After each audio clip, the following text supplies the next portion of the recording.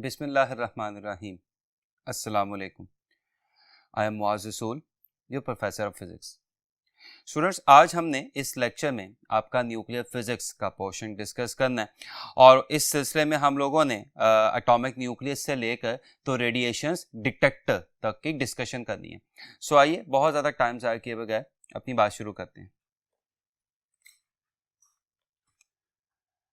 सबसे पहली बात जो हम लोगों ने यहाँ पे देखनी है वो न्यूक्लियर फिजिक्स की डेफिनेशन है। अब जाहिर सी बात है ये फिजिक्स की ही ब्रांच है कि जिसमें हम स्टडी करते हैं, पढ़ते हैं क्या, the study of atomic nuclei and their interactions specially in generation of nuclear energy. याद रखिएगा, कोई भी ब्रांच उस वक्त तक हमारे लिए हेल्पफुल नहीं हो सकती जब तक उसकी कोई प्रैक्टिकल एप्लीकेशन मौजूद ना हो।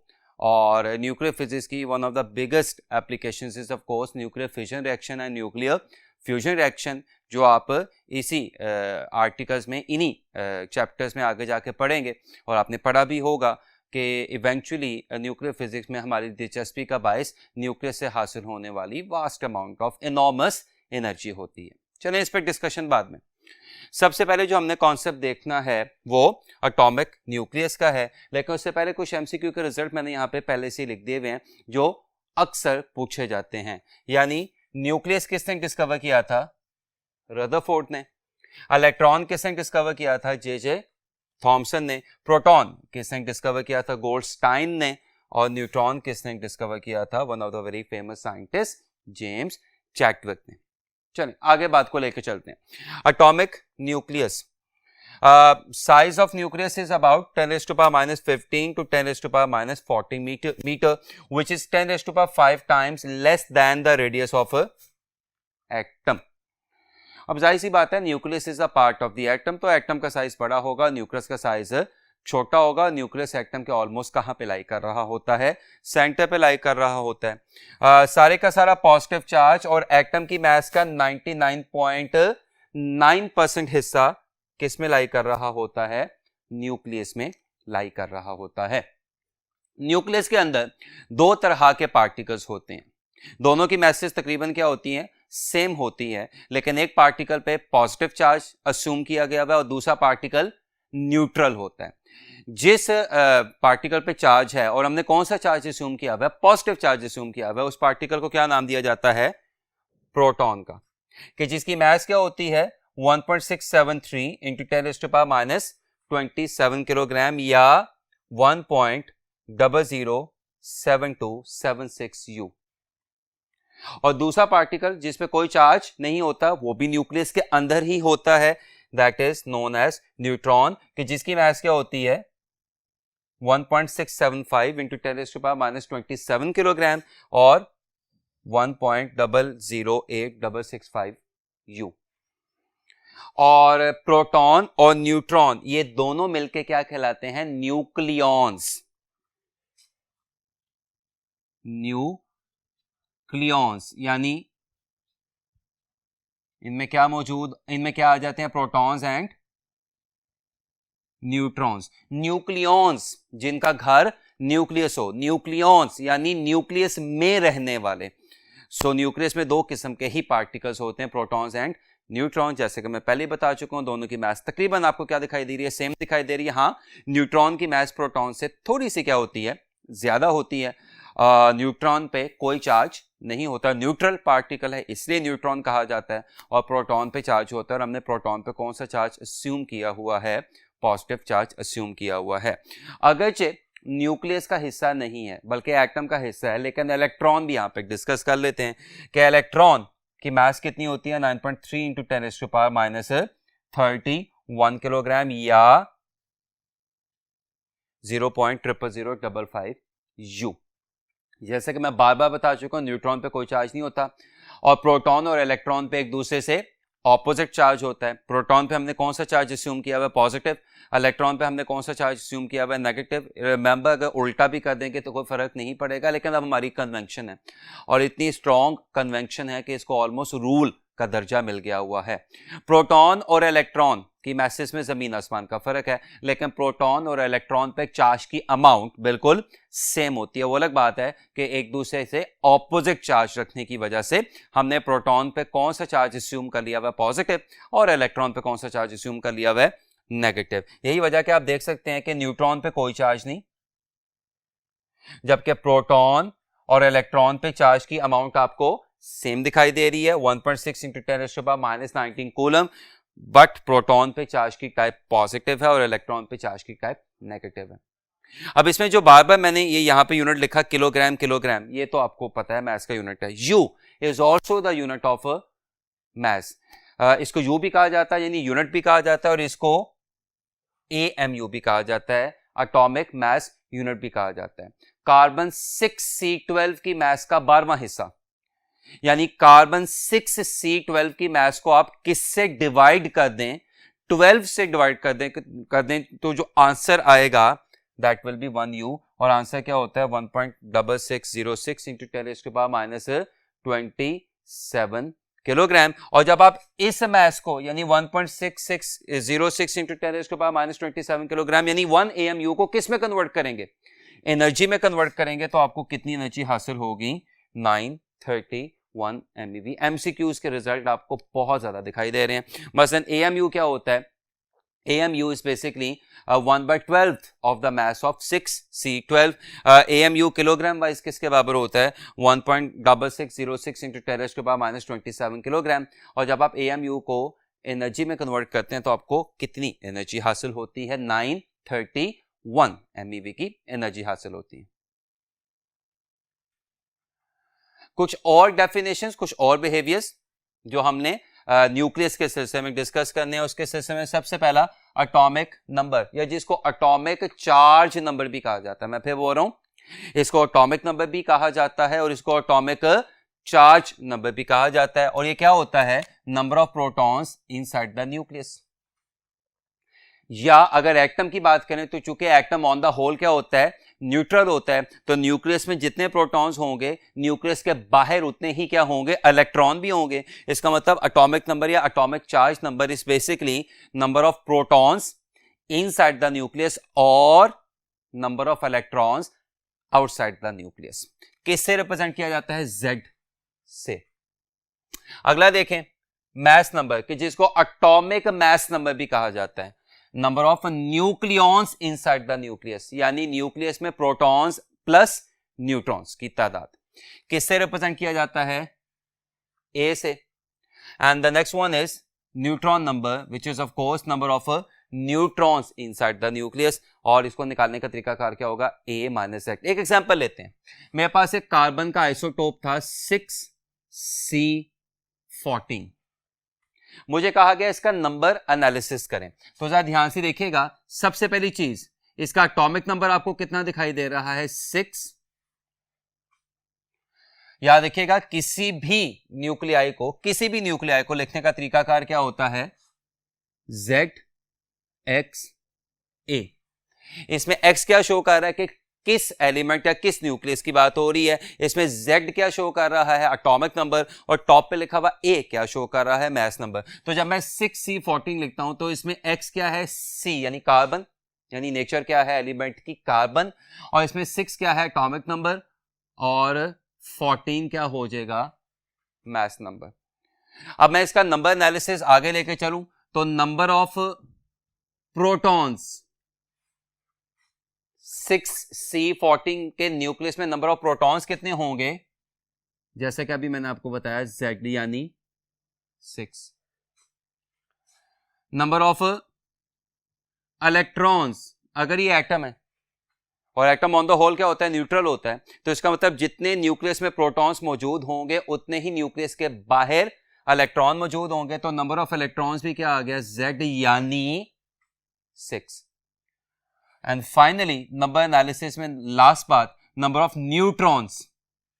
तो मैंने क्या बताया, नंबर ऑफ न्यूट्रॉन्स क्या होता है, N,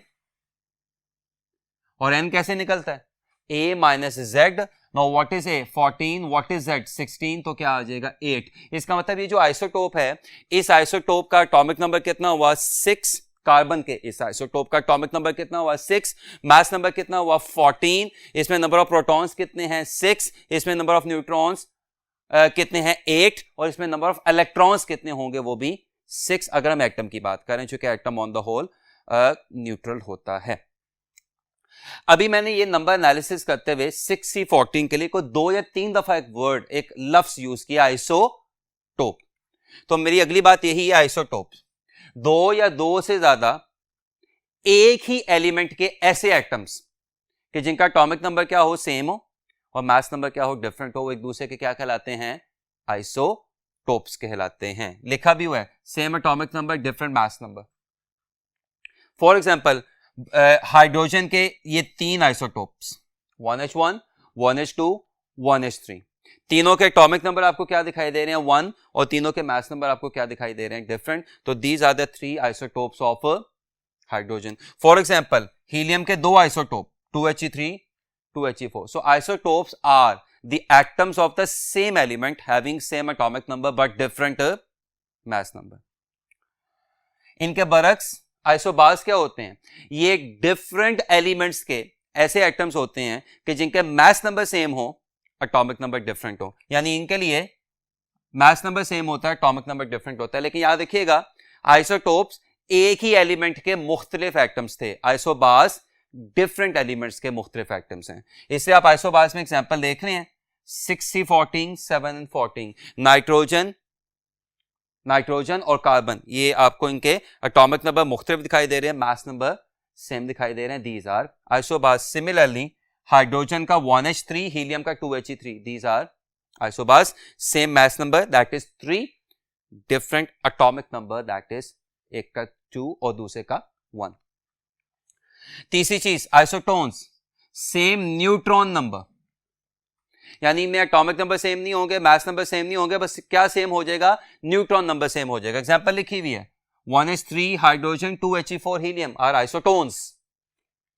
आइसोटोन्स कैसे ये आइसोटोन्स हैं, इसके देखने के लिए इनके मास नंबर और एटॉमिक नंबर्स को आपस में क्या कर दें माइनस कर दें। 4 - 2 is 2, 3 - 1 is 2।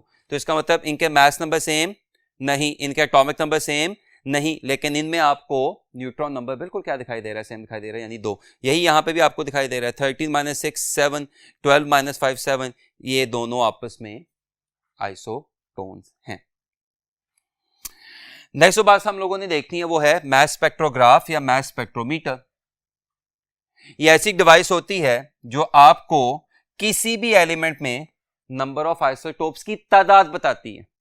यानी ये बताती है कि हाइड्रोजन में, यही वो डिवाइस है जो हमें बताएगी कि हाइड्रोजन में 3 आइसोटोप्स होते हैं। यही वो डिवाइस होगी जो हमें बताएगी कि हीलियम में 2 आइसोटोप्स होते हैं। ठीक है, यही वो डिवाइस है जो हमें बताएगी कि आयोडीन मोनो आइसोटोपिक होता है, उसका अपने अलावा कोई आइसोटोप एग्जिस्ट नहीं करता।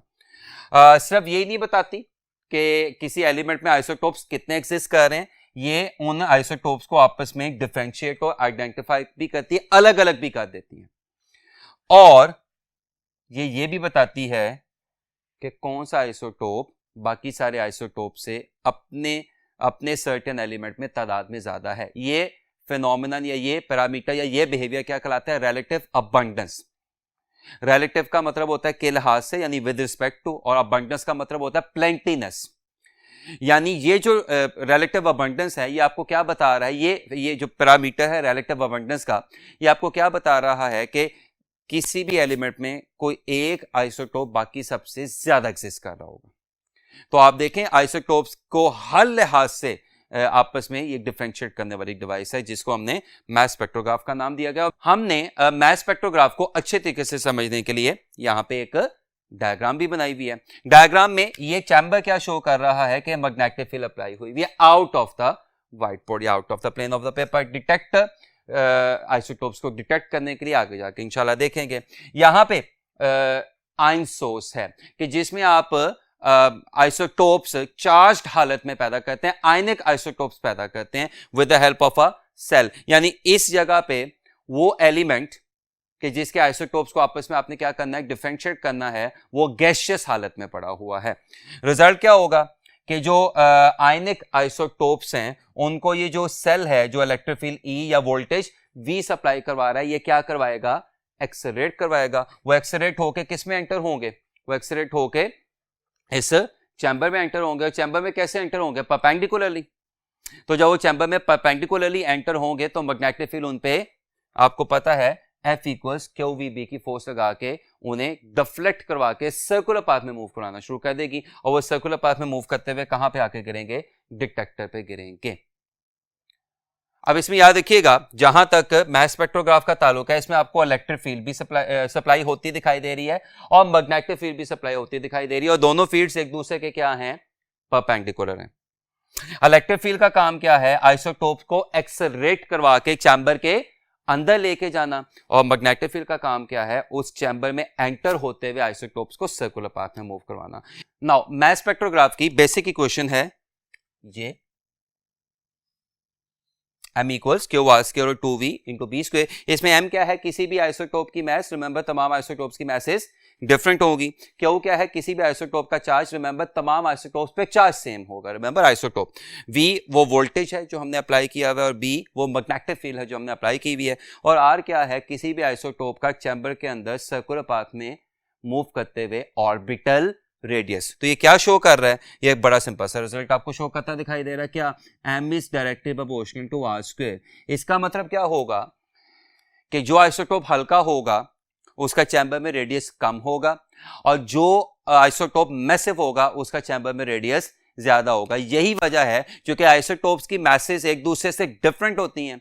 तो डिफरेंट मैसेज वाले जो आइसोटोप्स हैं वो चैम्बर में एंटर होकर डिफरेंट ऑर्बिटल रेडियाई फॉलो करके डिटेक्टर्स पे डिफरेंट जगहों पे निशानात पैदा करेंगे। इस तरह से आइसोटोप्स आपस में डिफरेंशिएट भी हो जाते हैं, आपको उनकी तादाद भी पता चल जाती है और रिलेटिव अबंडेंस भी पता चल जाती है।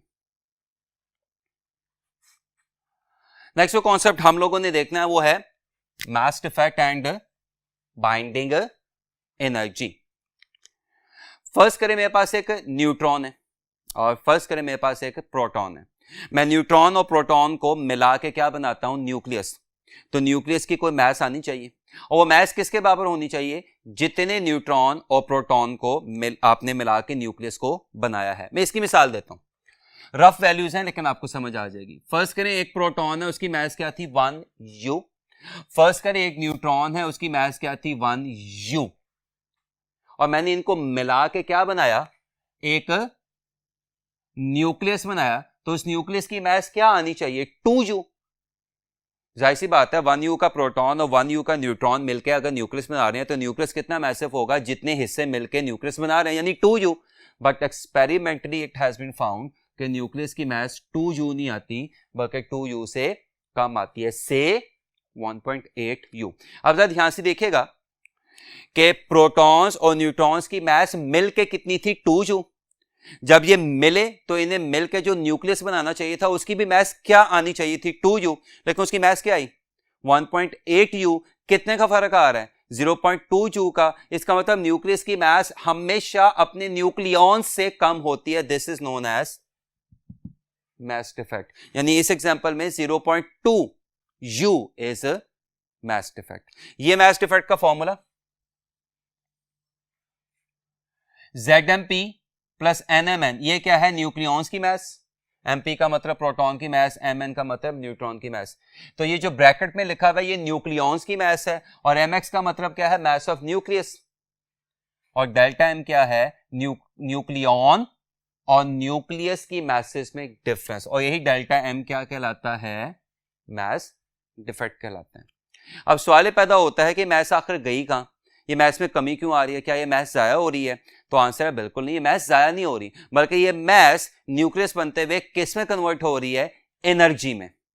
और ये एनर्जी क्या कहलाती है, binding energy.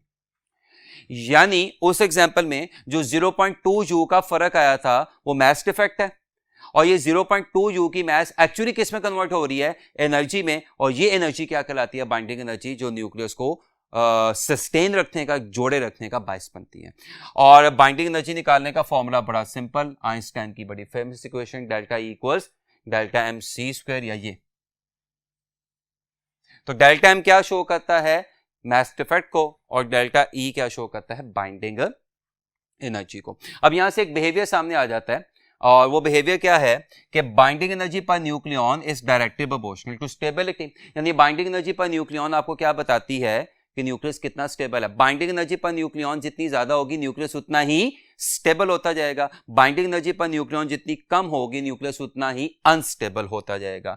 Binding energy per nucleon mass number के डायरेक्टली प्रोपोर्शनल होती है, लेकिन ये बिहेवियर कब तक रहता है, आयरन तक, यानी आयरन तक बाइंडिंग एनर्जी पर न्यूक्लियन पहले बढ़ती है, बीच में कुछ abnormalities, abnormal behaviour, random behaviours आते हैं, लेकिन ओवरऑल जनरलाइज पैटर्न यही है कि binding energy per nucleon mass number के साथ आयरन तक पहले क्या करती है, इंक्रीज करती है। और इसका मतलब क्या हुआ कि आयरन के लिए बाइंडिंग एनर्जी पर न्यूक्लियन क्या है, 8.8 MeV which is maximum value, but binding energy per nucleon mass number के इनवर्सली प्रोपोर्शनल हो जाती है आयरन को क्रॉस करने के बाद। इसका मतलब क्या हुआ कि आयरन तक स्टेबिलिटी में न्यूक्लियाइज की क्या होगा, इजाफा होगा। स्टेबिलिटी आयरन पे पहुंच के अपनी किस वैल्यू पे पहुंच जाएगी, मैक्सिमम, और उसके बाद स्टेबिलिटी क्या करना शुरू कर देगी, डिक्रीज करना शुरू कर देगी। अच्छा, जिस तरह आप binding energy per nucleon define करवाते हैं, इसी तरह मास डिफेक्ट पर न्यूक्लियन भी डिफाइन होता है, और एमसीक्यू के लिए बड़ा अहम ये याद रखिएगा, मास डिफेक्ट पर न्यूक्लियन या mass defect per mass number is known as packing fraction. जैसा कि भी मैंने आपके साथ डिस्कस किया कि binding energy per nucleon iron तक बढ़ती है, आयरन पे पहुंच के अपनी किस वैल्यू पे चली जाती है, मैक्सिमम वैल्यू पे चली जाती है, और उसके बाद आयरन के बाद बाइंडिंग एनर्जी पर न्यूक्लियन कम होना शुरू हो जाती है। इसका मतलब आयरन तक स्टेबिलिटी बढ़ेगी, स्टेबिलिटी आयरन पे अपनी किस वैल्यू पे पहुंची होगी, मैक्सिमम, और आयरन के बाद स्टेबिलिटी क्या होनी शुरू हो जाएगी, कम होनी शुरू हो जाएगी। हेनरी बक्वेरल ने 1896 में एक्सपेरिमेंट्स के जरिए, इनफैक्ट एक्सीडेंटल डिस्कवरी ही थी, लेकिन बाद में एक्सपेरिमेंट के जरिए ये पता चलाया कि अनस्टेबिलिटी बढ़ते बढ़ते बढ़ते 82 एटॉमिक नंबर के बाद अचानक कितनी ज्यादा हो जाती है कि जो न्यूक्लियाइज हैं वो अनस्टेबल हो जाते हैं, वो रेडियो एक्टिव हो जाते हैं। यानी वो तमाम न्यूक्लियाई, वो तमाम एलिमेंट्स कि जिनका एटॉमिक नंबर 82 से क्या होगा, ज्यादा होगा, वो स्टेबल नहीं होते, बल्कि क्या होते हैं, अनस्टेबल होते हैं। ये अपनी अनस्टेबिलिटी का इजहार अपने में से रेडियो एक्टिव रेडिएशंस निकाल के करते हैं, और ऐसे एलिमेंट क्या कहलाते हैं, रेडियो एक्टिव एलिमेंट्स कहलाते हैं। किसी भी रेडियो एक्टिव न्यूक्लियाई या radio active element, of course जिसका एटॉमिक नंबर 82 से क्या होगा, ज्यादा होगा, से निकलने वाली जो रेडिएशंस हैं वो 3 तरह की होती हैं। अल्फा रेस, जो कि बेसिकली हीलियम के पॉजिटिव आयंस होते हैं, बीटा रेस, और आगे बीटा रेस की आपको 2 कैटेगरीज दिखाई दे रही हैं। बीटा पार्टिकल बेसिकली न्यूक्लियस से निकलने वाला इलेक्ट्रॉन होता है, और anti beta particle basically nucleus से निकलने वाला पॉजिट्रॉन होता है, और तीसरा गैमा पार्टिकल्स, जो कि बेसिकली न्यूक्लियस से निकलने वाले फोटॉन्स हैं, जो वही फोटॉन्स हैं जो स्पीड ऑफ लाइट से मूव करते हैं, जिनके बारे में हम मॉडर्न फिजिक्स में काफी तफसीली तरीके से पढ़ रहे हैं। इलेक्ट्रिक फील्ड के अंदर अल्फा बीटा और गैमा कैसे बिहेव करेंगे, मैंने यहाँ पे डायग्राम में शो करवा दिया है। फर्स्ट करें जी कि ये एनोड है, और फर्स्ट करें ये कैथोड है, और एनोड और कैथोड की मदद से हमने क्या अप्लाई की हुई है, एक इलेक्ट्रिक फील्ड अप्लाई की हुई है। आप इसको पैराप्लेट चार्ज कैपेसिटर भी अस्यूम कर सकते हैं। तो याद रखिएगा, गैमा पे चूंकि कोई चार्ज नहीं होता तो वो इलेक्ट्रिक फील्ड से बिल्कुल सीधा क्या कर जाएगा, पास कर जाएगा। अल्फा पे चूंकि कौन सा चार्ज होता है, पॉजिटिव, तो वो किसकी तरफ बेंड हो जाएगा, कैथोड की तरफ। और बीटा नेगेटिव पे कौन सा चार्ज होता है, पॉजिटिव, तो वो किसकी तरफ बेंड, बीटा नेगेटिव पे कौन सा चार्ज होता है, नेगेटिव, तो वो किसकी तरफ बेंड कर जाएगा, एनोड की तरफ। जबकि मैग्नेटिक फील्ड में बिहेवियर क्या होगा, मैग्नेटिक फील्ड में फिर वही बात कि गैमा मैग्नेटिक फील्ड में से अनडेविएटेड पास कर जाएगा, उस पर कोई फोर्स नहीं लगेगी। जबकि अगर मैं राइट हैंड रूल लगाऊं जिसके मुताबिक थंब किसको शो करता है, वेलोसिटी को, उंगलियां किसको शो करती हैं, मैग्नेटिक फील्ड को, तो आप देखें मेरी पाम किधर को जा रही है, ऊपर, तो अल्फा पार्टिकल जो कि पॉजिटिवली चार्ज है उस पर किधर को मैग्नेटिक फोर्स लगेगी, ऊपर की तरफ, और बीटा नेगेटिव पे किधर को मैग्नेटिक फोर्स लगेगी, नीचे की तरफ।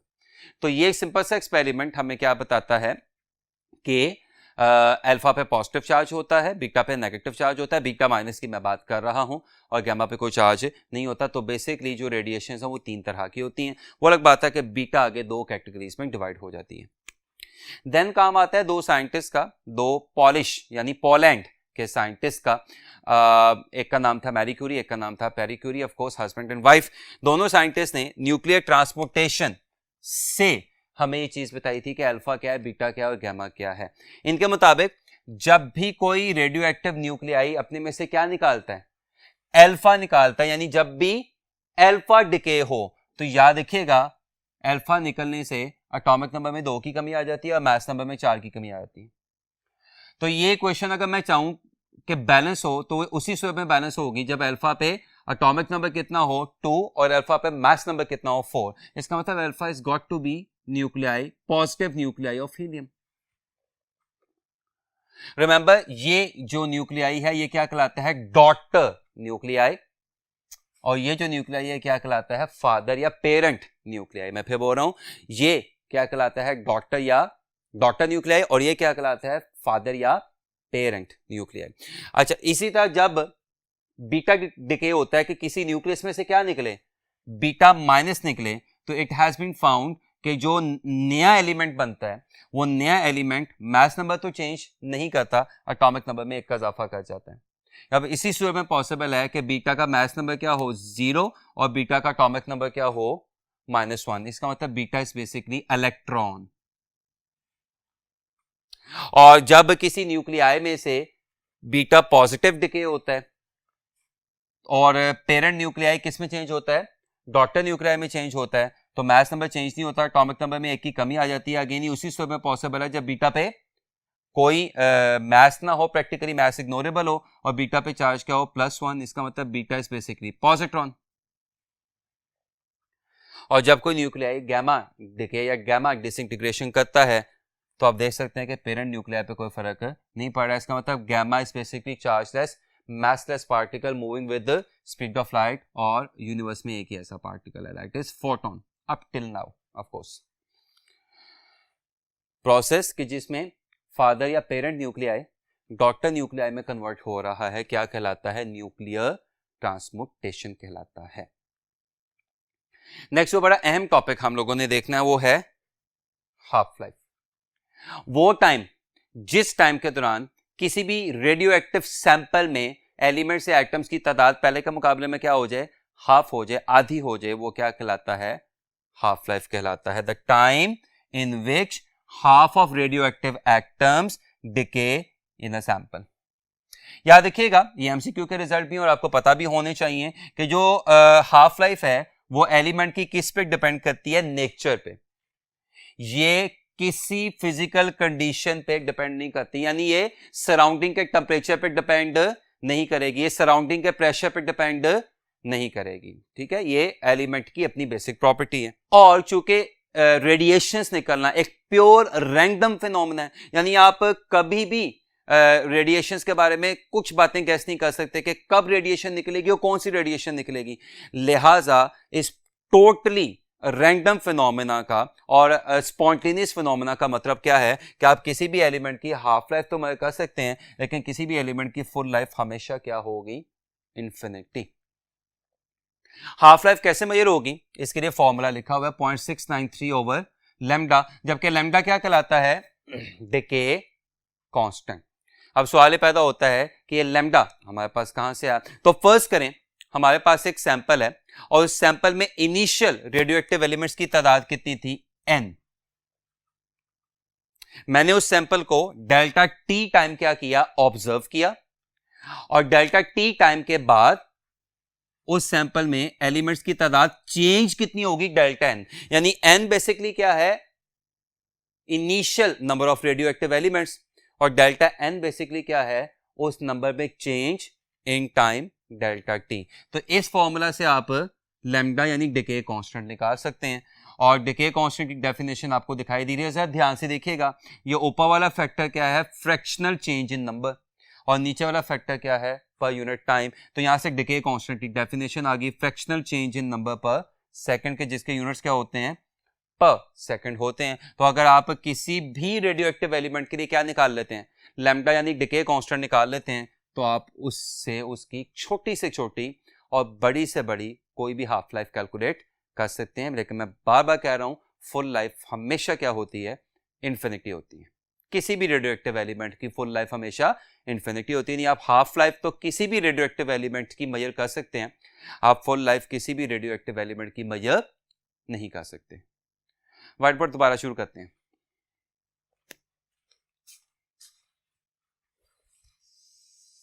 जैसा कि मैंने अभी आपके साथ डिस्कस किया कि हाफ लाइफ मेजर हो सकती है लेकिन फुल लाइफ मेजर नहीं हो सकती। इसका मतलब क्या है कि किसी भी सैंपल में with the passage of time number of radioactive elements की तादाद कम होती जाएगी। मतलब मेरे पास एक सैंपल है, उस सैंपल में इनिशियल रेडियोएक्टिव एलिमेंट्स की तादाद थी से 1000, तो फर्स्ट हाफ लाइफ के बाद फिर कितनी रह जाएगी 500, सेकेंड हाफ लाइफ के बाद कितनी रह जाएगी 250, थर्ड हाफ लाइफ के बाद कितनी रह जाएगी 125 एंड सो ऑन। अब ये क्या शो कर रहा है कि जो रेडियो एक्टिविटी है वो exponentially number wise decreasing behaviour को शो कर रही होती है। और ये फॉर्मूला यहां पे आपको दिखाई भी दे रहा है, n equals n not e raise to power minus lambda t, जिसमें n नॉट क्या है initial number of radioactive elements, lambda क्या है डिके कांस्टेंट, टी क्या है ऑब्जर्वेशन का टाइम, और n क्या है इस टाइम के बाद रह जाने वाले एलिमेंट्स की तादाद।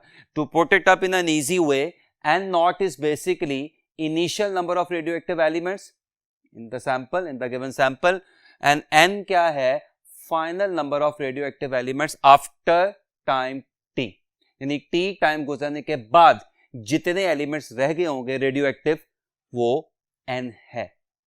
अच्छा, इसका मतलब क्या हुआ कि मैं इस फॉर्मूला को यूं भी लिख सकता हूं, n equals n not over e raise to power lambda t. और यहां से शायद आपको मेरी बात अब ज्यादा अच्छे तरीके से समझ आए। जैसे जैसे टाइम बढ़ेगा सैंपल में रेडियोएक्टिव एलिमेंट्स एक्सपोनेंशियली क्या होते जाएंगे, कम होते जाएंगे। फिर आगे इसी कॉन्सेप्ट से हम किसी भी सैंपल में मौजूद रेडियोएक्टिव एलिमेंट्स की रेडियो एक्टिविटी निकाल सकते हैं, एक्टिविटी निकाल सकते हैं। इसमें ए क्या है एक्टिविटी ऑफ द सैंपल, फिर वही बात n नॉट क्या है initial number of radioactive elements, और लैम्डा क्या है डिके कांस्टेंट, जिसके बारे में मैं पहले ही बता चुका हूं कि वो कैसे फाइंड हो सकता है minus delta n over n not over delta t, fractional change in number per unit time या पर यूनिट सेकंड। नेक्स्ट, जैसा कि अभी मैंने आपके साथ एग्जांपल डिस्कस की कि अगर मेरे पास किसी सैंपल में इनिशियल रेडियोएक्टिव एलिमेंट्स की तादाद कितनी है 1000, तो फर्स्ट हाफ लाइफ के बाद कितने रह जाएंगे 500, तो खत्म कितने हो गए 500। सेकंड हाफ लाइफ के बाद कितने रह जाएंगे 250, तो खत्म कितने हो गए 750 एंड सो ऑन। तो यहां से भी एक फॉर्मूला बनता दिखाई दे रहा है कि किसी भी सैंपल में अनडिकेड एटम्स की तादाद का फॉर्मूला होता है ये n equals 1 over 2 raise to power n naught. इसमें फिर वही बात n नॉट क्या है initial number of radioactive elements, इसमें ये n क्या है final number of radioactive elements, इसमें स्मॉल n क्या है number of half lives gone, कितनी हाफ लाइफ चली गई हैं। यानी n नॉट क्या शो कर रहा है ऑब्जर्वेशन से पहले सैंपल में इनिशियल रेडियोएक्टिव एलिमेंट्स की तादाद, n क्या शो कर रहा है इतनी हाफ लाइफ चली गई हैं 2 3 4 5 हाफ लाइफ चली गई हैं, और n ये n क्या है उन हाफ लाइफ के बाद रह जाने वाले रेडियोएक्टिव एलिमेंट्स की तादाद अनडिकेड। और अगर ये अनडिकेड का फॉर्मूला है तो फिर जाहिर सी बात है ये डिकेड का फॉर्मूला होगा जिसमें आप इनिशियल नंबर में से अनडिकेड क्या कर देंगे माइनस कर देंगे और ये फॉर्मूला बन जाएगा। So this is the expression for number of radioactive elements left in the sample, or should I say number of radioactive elements undecayed in the sample, and this is the formula for number of radioactive elements gone from the sample या number of radioactive elements decayed in the sample। अभी मैंने आपके साथ discuss किया कि half life क्या होती है 0.693 ओवर लैम्डा। पे हम एक और लाइफ पीक डिफाइन करवाते हैं जिसको मीन या एवरेज लाइफ कहा जाता है।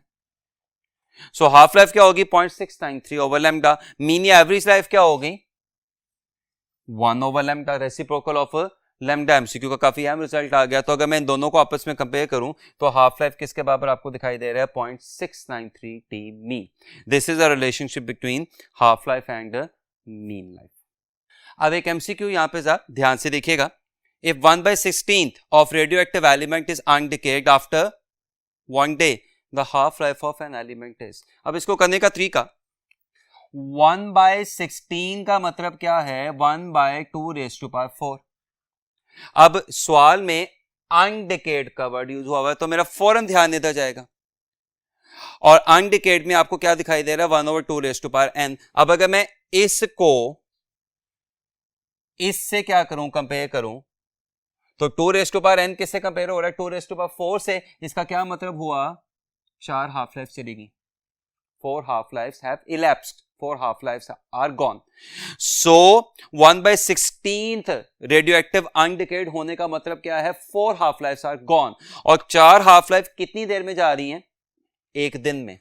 इसका मतलब 4 half lives equal 24 hours, एक दिन। तो आपसे क्या पूछा गया है, half life of an element is. तो इस एलिमेंट की एक हाफ लाइफ निकालने के लिए अगर मैं 4 को उधर ले जाऊं तो 1 हाफ लाइफ किसके बराबर आ जाएगी, 6 आवर के बराबर आ जाएगी। इस एमसीक्यू का आंसर क्या होगा, 46। अब जरा ध्यान से यहां पे सुनिएगा कि इस एलिमेंट की हाफ लाइफ कितनी है, 6 आवर्स, ठीक है, हो गया। अच्छा, एक दिन में कितना एलिमेंट रह गया है, 1/16। अब अगर ये 1/16 क्या है, अनडिकेड, तो याद रखिएगा डिकेड कितना होगा, 1 - 1/16, और 1 - 1/16 क्या होगा, 15/16। यानी अगर इस एमसीक्यू में अनडिकेड का पूछा जाए तो वो एक दिन के बाद कितने रह गए, 1/16। और अगर इस एमसीक्यू में डिकेड का पूछा जाए तो वो एक दिन के बाद कितने रह जाएंगे, 15/16। यानी आसान फाज में बात करूं तो एक दिन में 16 में से एक रह गया, 15 चले गए। 1/16 अनडिकेड, 15/16 डिकेड। नेक्स्ट जो कॉन्सेप्ट हम लोगों ने देखना वो है interaction of radiations with matter.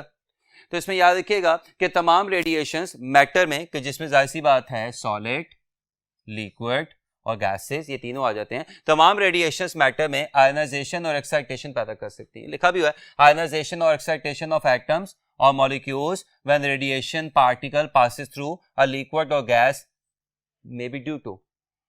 अब सवाल पैदा होता है कि ठीक है, जब भी हमें पता चल गया कि तमाम radioactive radiations alpha, beta, gamma, ये बेसिकली किसी भी सैंपल में से गुजरते हुए उसमें क्या पैदा कर सकती हैं, आयनाइजेशन पैदा कर सकती हैं या एक्साइटेशन पैदा कर सकती हैं। तो सवाल पैदा होता है कैसे पैदा कर सकती हैं। तो इसके लिए जो गैमा है, गैमा रेस, वो डायरेक्ट कोलिजन का सहारा लेती हैं। उसकी वजह आपको पता है कि गैमा पर कोई चार्ज नहीं होता, लिहाजा गैमा किसी भी सैंपल में से गुजरते हुए इलेक्ट्रॉन को, जो कि एटम का हिस्सा है, ना अट्रैक्ट कर सकता है ना रिपेल कर सकता है। लिहाजा गैमा सिर्फ उसी एटम को आयोनाइज या एक्साइट करेगा जिस एटम के इलेक्ट्रॉन को गैमा क्या कर रहा है, हिट कर रहा है। इसका मतलब गैमा को आयोनाइजेशन करवाने के लिए क्या चाहिए होता है, डायरेक्ट कोलिजन चाहिए होता है। बट अल्फा या पॉजिटिव बीटा, पॉजिट्रॉन, जिन दोनों पे क्या होता है, पॉजिटिव चार्ज होता है, ये किसी भी सैंपल में से गुजरते हुए आयनाइजेशन या एक्साइटेशन किसके जरिए करते हैं, अट्रैक्शन के जरिए करते हैं। चूंकि ये इलेक्ट्रॉन्स को अपनी तरफ क्या कर सकते हैं, अट्रैक्ट कर सकते हैं। जबकि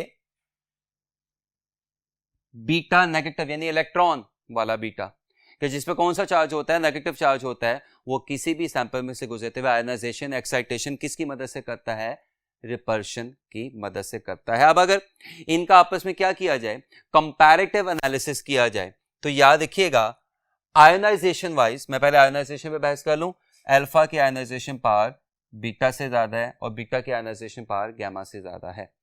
इनफैक्ट अल्फा की आयनाइजेशन पावर बीटा से 100 यानी 100 टाइम्स यानी 100 गुना ज्यादा होती है। लेकिन जो पार्टिकल ज्यादा आयनाइजेशन करता है उसकी पेनिट्रेशन कम हो जाती है। A particle which produces more ionization is less penetrating. यही वजह है कि आपको आयनाइजेशन में सबसे कम कौन दिखाई दे रहा है, गैमा, और आयनाइजेशन में सबसे आपको स्ट्रॉन्ग कौन दिखाई दे रहा है, अल्फा। पेनिट्रेशन या रेंज में रिजल्ट रिवर्स हो जाते हैं। पेनिट्रेशन या रेंज वाइज सबसे ज्यादा पेनिट्रेशन है, सबसे ज्यादा रेंज किसकी होती है, इनफैक्ट सबसे ज्यादा स्पीड भी किसकी होती है, गैमा की, उससे कम बीटा की और सबसे कम अल्फा की। तो आयनाइजेशन वाइज किसको सुपीरियरिटी हासिल है, अल्फा को, और पेनिट्रेशन, रेंज या स्पीड वाइज किसको सुपीरियरिटी हासिल है, कौन सुपीरियर है, ऑफ कोर्स गैमा। अगर मैं गैमा रेज के लिए ही डिस्कशन को थोड़ा सा आगे लेके चलूं तो 3 एमसीक्यू के बड़े अहम रिजल्ट आते हैं जो आपको लाजमी पता होना चाहिए कि अगर आपके पास ऐसे गैमा फोटॉन्स हो जिनकी एनर्जी 0.51 MeV से क्या हो, लेस हो, तो ऐसे gamma photons photo electric effect पैदा करेंगे।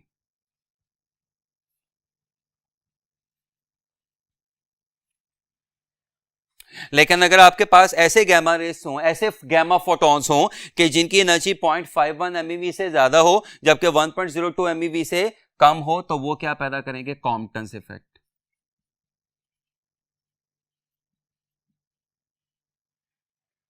और अगर आपके पास ऐसे गैमा फोटॉन्स हो कि जिनकी एनर्जी 1.02 MeV के इक्वल या उससे ज्यादा हो, तो वो क्या पैदा करेंगे, पेयर प्रोडक्शन।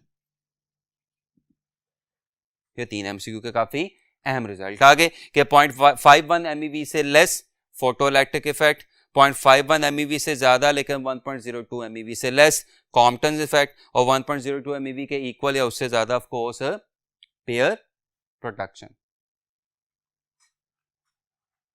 और आगे अगर हम न्यूट्रॉन के लिए देखें तो आपको पता है कि न्यूट्रॉन पे किसी किस्म का कोई चार्ज नहीं होता, न्यूट्रॉन क्या होते हैं, न्यूट्रल होते हैं। सो इसका मतलब इनकी भी पेनिट्रेशन पावर इंतहाई क्या होगी, ज्यादा होगी, क्योंकि इनकी भी आयनाइजेशन पावर इंतहाई क्या होगी, कम होगी, जैसा कि लिखा भी हुआ है। और ये भी आयनाइजेशन करने के लिए किसका सहारा लेंगे, डायरेक्ट कोलिजन का सहारा लेंगे, क्योंकि आयनाइजेशन करने के लिए जो चार्ज चाहिए होता है उन पे मौजूद नहीं होता, लिहाजा इन्हें आयनाइजेशन करने के लिए किसी भी एटम से डायरेक्ट कोलाइड करना पड़ता है, जस्ट लाइक गैमा। अपने लास्ट पोर्शन की तरफ पढ़ रहे हैं। जैसा कि मैंने लेक्चर के शुरू में कहा था कि आगे जाके हम इसी लेक्चर में इंशाल्लाह रेडिएशंस डिटेक्टर भी पढ़ेंगे, तो अब उसी की तरफ आ रहे हैं। इसमें से सबसे पहला जो मैंने आपके साथ डिस्कस करना है वो है विल्सन क्लाउड चैम्बर। यहाँ पे आपके सामने इसकी मैंने डायग्राम बना दी हुई है, जरा ध्यान से देखिएगा। ये जो दो हैं ये ग्लास विंडोज हैं, एक से लाइट एंटर होती है ताकि अंदर होने वाली हैपनिंग को देखा जा सके, और एक से रेडिएशन एंटर होती है। ये एक मूवेबल पिस्टन है जो एक चैम्बर में, जिसके अंदर एयर मौजूद है। रिमेंबर, चैम्बर इवैक्यूएटेड नहीं है, चैम्बर के अंदर क्या मौजूद है, एयर मौजूद है। ये एक पिस्टन है जो इस चैम्बर में ऊपर नीचे क्या करवाया जा सकता है, मूव करवाया जा सकता है, जैसे कि लिखा भी हुआ है मूवेबल पिस्टन। इस चैम्बर के, इस पिस्टन के ऊपर एक स्पंज या पैड पड़ा होता है जो अल्कोहल में सोक हुआ होता है। नतीजा आपको पता है कि अल्कोहल बहुत जल्दी एयर में क्या हो जाती है, अब्जॉर्ब हो जाती है। तो चैम्बर के अंदर की जो एयर होगी वो अल्कोहल को क्या कर लेगी, अब्जॉर्ब करके सैचुरेशन की तरफ चली जाएगी। अब आप क्या करेंगे, अपने ऑपरेटर्स को अपने इस चैम्बर को तैयार करने के लिए आप इस मूवेबल पिस्टन को थोड़ा सा नीचे मूव करवाएंगे। जब मूवेबल पिस्टन थोड़ा सा नीचे की तरफ मूव करेगा तो क्या होगी, एडियाबैक्टिक एक्सपेंशन। रिजल्ट, अंदर जो एयर है उस पर लगने वाले प्रेशर में कमी, वॉल्यूम में इजाफा, टेंपरेचर में कमी, वो और ज्यादा अल्कोहल क्या करेगी, अब्सॉर्ब करेगी, और सिचुएशन सैचुरेशन से किसकी तरफ चली जाएगी, सुपर सैचुरेशन की तरफ, और अंदर बकायदा अल्कोहल के क्लाउड्स बन जाएंगे। That is why this is known as Wilson cloud chamber. और आगे तो इसका प्रिंसिपल बड़ा सिंपल है। इट्स अ वर्किंग प्रिंसिपल क्या है कि super saturated vapours condense on ions and form visible clouds. मैं आसान अल्फाज में बात करता हूं, अगर इस सिचुएशन में कि जब इसमें क्या बन गए हुए हैं, क्लाउड्स बन गए हुए हैं, कोई अल्फा रेडिएशन एंटर हो रही है, तो अल्फा रेडिएशन इन क्लाउड्स में जो ट्रैक्स बनाएगी, जो लाइंस बनाएगी, वो कुछ इस किस्म की होंगी, थिक, स्ट्रेट, कॉन्टिन्यूस। लेकिन लाइंस की लेंथ थोड़ी सी क्या होगी, शॉर्ट होगी, क्योंकि आपको पता है अल्फा की आयनाइजेशन पावर इतनी, अल्फा की पेनिट्रेशन पावर इतनी ज्यादा नहीं होती। अच्छा, अगर इसी क्लाउड एनवायरनमेंट में कौन एंटर होता है, बीटा रेडिएशंस, तो बीटा रेडिएशंस के ट्रैक्स इस किस्म के होंगे, थिन एंड डिसकंटिन्यूअस।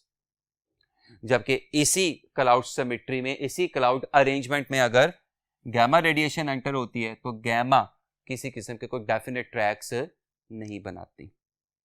यही वजह है कि जो विल्सन क्लाउड चैम्बर है ये आपको रेडिएशंस की टाइप बता देता है कि चैम्बर के अंदर कौन सी रेडिएशन एंटर हो रही है, लेकिन ये रेडिएशन की टाइप बताता है, उसको काउंट नहीं कर सकता। Remember it's a detector, it is not a counter. ये हमें ये बताएगा कि कौन सी रेडिएशन एंटर हो रही है, ये हमें ये नहीं बता सकता कितनी रेडिएशन एंटर हो रही है। तो उसके लिए हम गीगामोलर काउंटर का इस्तेमाल करते हैं। गीगामोलर काउंटर आपके सामने यहाँ पे मैंने बनाया भी हुआ है। इसका वर्किंग प्रिंसिपल बहुत आसान है, विल्सन क्राउड चैम्बर जितना मुश्किल नहीं है। आयोनाइजेशन, ये आपको गीगामोलर काउंटर दिखाई दे रहा है, which is basically a neon bromine field tube, यानी दो किस्म की गैसेस आपको यहाँ पे दिखाई दे रही है। ऑपरेटिंग वोल्टेज कितना दिखाई दे रहा है आपको, 400 वोल्ट का। ये मीका विंडो है जिससे रेडिएशन एंटर होती है। सेंट्रल एनोड, और ये साइड पे क्या लगे हुए हैं, कैथोड। जब भी कोई रेडिएशन अंदर एंटर होगी तो आयोनाइजेशन होगी। आयोनाइजेशन के नतीजे में क्या होगा, फ्री इलेक्ट्रॉन्स बनेंगे और पॉजिटिव आयंस बनेंगे। फ्री इलेक्ट्रॉन्स बनने के बाद किसकी तरफ मूव करेंगे, एनोड की तरफ, और 10⁻⁻6 सेकंड में पहुंच जाएंगे। जबकि आयंस, पॉजिटिव आयंस बनने के बाद किसकी तरफ मूव करेंगे, कैथोड की तरफ, और आयंस अपनी ज्यादा मैस और कम वेलोसिटी की वजह से कैथोड पे थोड़ा लेट पहुंचेंगे। इनफैक्ट आयंस इलेक्ट्रॉन्स की निस्बत 10⁻⁻4 सेकंड ज्यादा ले लेते हैं। यानी मैं इसको यूं बोल सकता हूं कि इलेक्ट्रॉन पैदा होते ही एनोड की तरफ कितनी देर में पहुंच गया, 10⁻⁻6 सेकंड में, और आयंस पैदा हो के 10⁻⁻6 प्लस 10⁻⁻4 सेकंड में अपने कैथोड की तरफ पहुंचेगा, जिससे रिजल्ट क्या होगा कि it's a bit slow counter. चूंकि जब तक पहली वाली जो आयोनाइजेशन है उसका करंट फ्लो नहीं कर गया, जब तक पहले वाली रेडिएशन अपना करंट फ्लो नहीं करवा गई, जब तक पहले वाले आयंस अपने कैथोड तक नहीं पहुंच गए, इस दौरान अगर कोई नई रेडिएशन एंटर हो जाती है तो ये डिटेक्टर उसको उस वक्त तक काउंट नहीं करेगा जब तक पहली वाले का करंट फ्लो नहीं कर जाता है। इसका मतलब it's a bit slow counter. Remember ये 10⁻⁻4 सेकंड क्या कहलाता है, डेड टाइम कहलाता है। और रिमेंबर मैंने पहले ही लिख दिया ये क्या है, ये काउंटर है। तो ये आपको क्या करेगा, रेडिएशंस को काउंट करके बताएगा, लेकिन इसके लिए बताना प्रैक्टिकली इंपॉसिबल होता है कि कौन सी रेडिएशन एंटर हो रही है। तो विल्सन क्राउड चैम्बर आपको क्या बताता है, कौन सी रेडिएशन एंटर हो रही है, कितनी ये नहीं बताएगा। और जो गीगामोलर काउंटर है वो आपको क्या बताएगा कि कितनी रेडिएशन एंटर हो रही है, कौन सी एंटर हो रही है, गीगामोलर काउंटर आपको नहीं बता सकता। तीसरी और आखिरी टाइप जो हम लोगों ने देखनी है वो है सॉलिड स्टेट डिटेक्टर। ये सिंपली एक पीएन जंक्शन डिटेक्टर होता है कि जिसमें कंडक्टिविटी को अच्छा करने के लिए और रेडिएशंस को अच्छे तरीके से डिटेक्ट करने के लिए यहाँ पे एक गोल्ड फॉयल यानी सोने की एक लेयर हम चढ़ा देते हैं। आपको एन रीजन इंतहाई क्या दिखाई दे रहा है, थिन। आपको पी रीजन इंतहाई क्या दिखाई दे रहा है, थिक। इसका मतलब जो यहाँ पे एक डिप्लीशन रीजन बनेगा ये ऑलमोस्ट कहां पे लाई कर रहा होगा, सरफेस पे। That is why solid state detector को सरफेस बैरियर डिटेक्टर भी कहा जाता है। वर्किंग प्रिंसिपल बड़ा सिंपल है, रिवर्स बाइस्ड डायोड है, जिसमें जब क्या फॉल करेगी, रेडिएशन फॉल करेगी, तो कोवेलेंट बॉन्ड्स क्या हो जाएंगे, ब्रेक हो जाएंगे, और क्या बन जाएगा, एक इलेक्ट्रॉन होल पेयर बन जाएगा। कोवेलेंट बॉन्ड्स ब्रेक हो जाएंगे, डिप्रेशन रीजन की थिकनेस अचानक कम हो जाएगी, और डिटेक्टर में क्या फ्लो करना शुरू कर देगा, करंट फ्लो करना शुरू कर देगा, जो इस बात की निशानी है कि हो ना हो तो डिटेक्टर पे क्या फॉल कर रही है, कोई रेडियोएक्टिव रेडिएशन फॉल कर रही है। आप देख सकते हैं कि एक इलेक्ट्रॉन और होल के पेयर को बनाने के लिए आपको कितनी एनर्जी चाहिए, 3 to 4 इलेक्ट्रॉन वोल्ट की एनर्जी चाहिए। बहुत मामूली एनर्जी है। इससे अब दो फायदे हुए। तो एक, आप अगर कंपैरेटिव एनालिसिस करें तो गीगामोलर काउंटर के लिए ऑपरेटिंग वोल्टेज कितना है, 400 वोल्ट, जबकि सॉलिड स्टेट डिटेक्टर के लिए ऑपरेटिंग वोल्टेज कितना है, सिर्फ 50 वोल्ट। प्लस ये बहुत छोटी सी एनर्जी रिक्वायर करता है इलेक्ट्रॉन होल्स का पेयर बना के करंट फ्लो करवाने के लिए। इसका मतलब क्या हुआ, it can detect very low energy at very fast speed. ये बहुत फास्ट काउंटर है, याद रखिएगा। और इसमें एक प्रॉब्लम क्या यहां पे क्या सामने आती है, वो प्रॉब्लम ही आती है कि चूंकि ये सरफेस बैरियर डिटेक्टर है और गोल्ड की इंतहाई थिन फॉइल यूज हुई है, लिहाजा ये सिर्फ किसको काउंट कर सकता है, अल्फा और बीटा रेस को, गैमा को नहीं। बट अगर हम स्पेशल मटेरियल्स यूज करें और अगर हम स्पेशल अरेंजमेंट यूज करें तो फिर आप सॉलिड स्टेट डिटेक्टर को गैमा काउंट करने के लिए भी इस्तेमाल कर सकते हैं। और आज के लिए लास्ट बात जो हमने रेडियो एक्टिविटी में देखनी है, याद रखिएगा रेडियो एक्टिविटी नेचुरल भी होती है, रेडियो एक्टिविटी आर्टिफिशियल भी होती है। नेचुरल रेडियो एक्टिव एलिमेंट्स मैंने पहले ही बता दिया, वो होते हैं कि जिनका एटॉमिक नंबर 82 से ज़्यादा होता है, वो खुद बहुत अपने में से अपने यानी उन एटम्स के न्यूक्लियस खुद बहुत अपने में से क्या कर रहे होते हैं, रेडियो एक्टिव रेडिएशंस निकाल रहे होते हैं, अल्फा बीटा गैमा वाली काफ़ी तफसीली हम डिस्कशन कर चुके हैं। ऑन द अदर हैंड बाज़ दफ़ा हम क्या करते हैं कि स्टेबल न्यूक्लियाइज के जिनका एटॉमिक नंबर 82 से क्या होता है, कम होता है, उन पे अल्फा या न्यूट्रॉन्स की बम्बार्डमेंट करवा के उनको भी अनस्टेबल बना देते हैं। अब इस सिचुएशन में अगर स्टेबल न्यूक्लियाई अपने में से रेडियो एक्टिव रेडिएशन निकालना शुरू कर दे और अनस्टेबल हो जाए तो ऐसी रेडियो एक्टिविटी क्या कहलाती है, आर्टिफिशियल रेडियो एक्टिविटी कहलाती है। होपफुली आज का लेक्चर आपको बहुत अच्छे तरीके से समझ आ गया होगा। अपना ख्याल रखिएगा। अल्लाह हाफिज।